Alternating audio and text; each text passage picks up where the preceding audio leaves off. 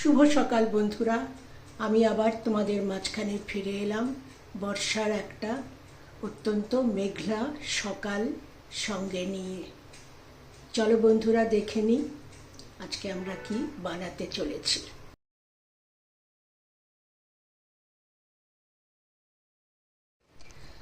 বন্ধুরা তোমরা দেখেছো, আমি তোমাদের দেখিয়েছি যে আমি এখানে কয়েকটা পটল এবং দুটো আলু নিয়ে নিয়েছি।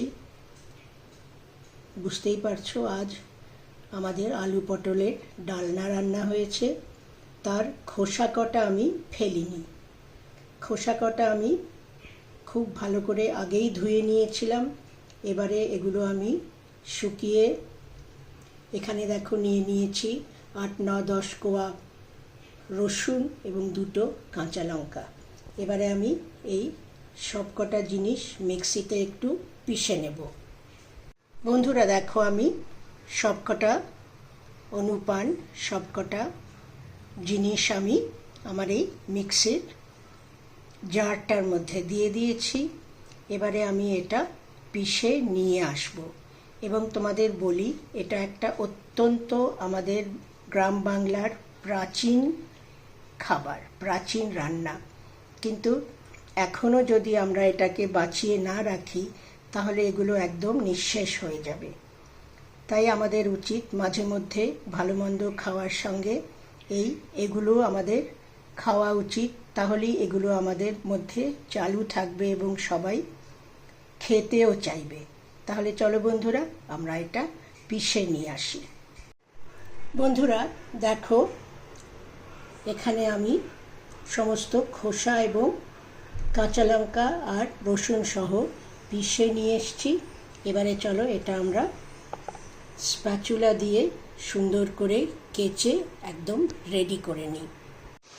বন্ধুরা দেখো, আমি সমস্ত খোসা বাটাটা আমি একটা বাটিতে উঠিয়ে নিয়েছি এবং এর মধ্যে যেটুকু লেগেছিল সামান্য একটু জল দিয়ে রেখেছি। রান্না করার সময় এই জলটা এতে মিশিয়ে দেব। তাহলে চলো এবার আমরা নেক্সট স্টেপে চলে যাই। আমি গ্যাসে একটা নন স্টিকিং প্যান বসিয়ে দিয়েছি এবং এর মধ্যে ঢেলে দিলাম এই সামান্য একটু 1 টেবিল স্পুন মতন সর্ষের তেল। আর তেলটা গরম হয়ে গেল।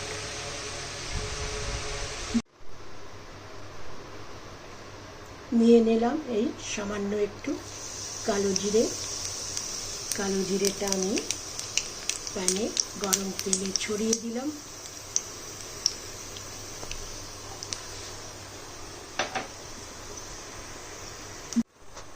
এবং দিয়ে দিলাম এই 8খানা শুকনো লঙ্কার টুকরো।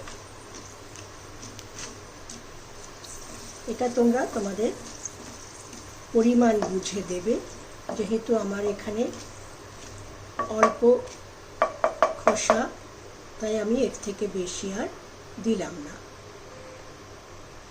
গ্যাসটা এই পর্যায়ে একদম লো করে দিয়েছি। এবারে চলো আমরা এই গরম তেলে খোসাটা ছেড়ে দিই।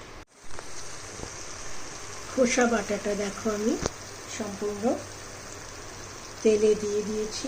এবার চলো এটা একটু মিশিয়ে দিই।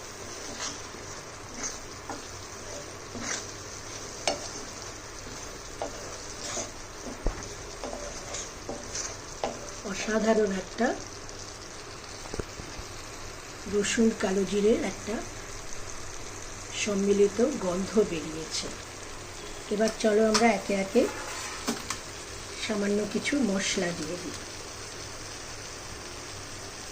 দিয়ে দিলাম সামান্য একটু লঙ্কা গুঁড়ো, ঝালটা তোমরা তোমাদের মতন দেবে। দিয়ে দিলাম এই 1/2 চামচ মতন হলুদ গুঁড়ো। দিয়ে দিলাম এই 1 চামচ মতন ধনে গুঁড়ো এবং দিয়ে দিলাম এই এতটা লবণ।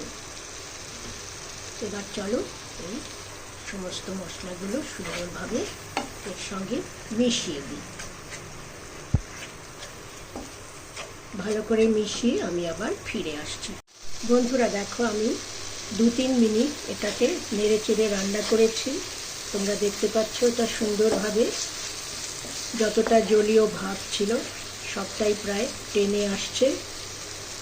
এই পর্যায়ে আমি দিয়ে দেবো এতে সামান্য একটু মিষ্টি। কেন কি আমাদের নুন, ঝাল, মিষ্টি ব্যালেন্সটা হচ্ছে আমাদের রান্নার একটা মেন উপকরণ বা উপাদান বলতে পারো।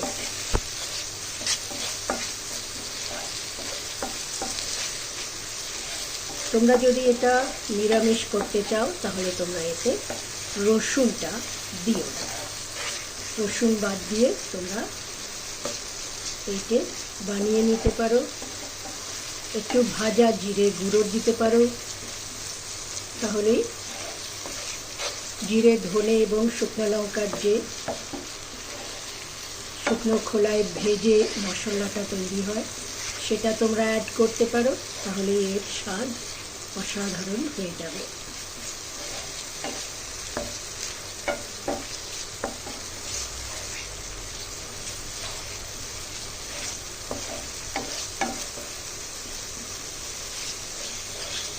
আমি এতে কাঁচা লঙ্কাটা গার্নিশিংয়ে দেব, কেন কি 2টো কাঁচা লঙ্কা আমি বাটার সময় দিয়েছি।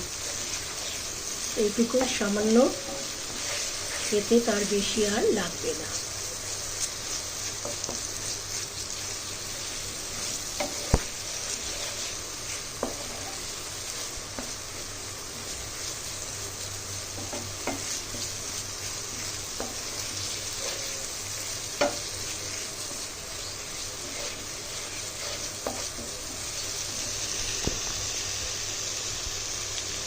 বন্ধুরা দেখো, আমার রান্নাটা সম্পূর্ণ হয়ে গেছে। আমি এই পর্যায়ে গ্যাসটা অফ করে দিলাম এবং তোমরা দেখতেই পাচ্ছ অসাধারণ একটা খোসা ভাজা তৈরি হয়েছে এবং দুপুরে এটা গরম ভাতে একদম জমে যাবে। তোমরা যদি কেউ মনে করো তোমরা এর সঙ্গে একটু কাঁচা তেলও মিশিয়ে নিতে পারো।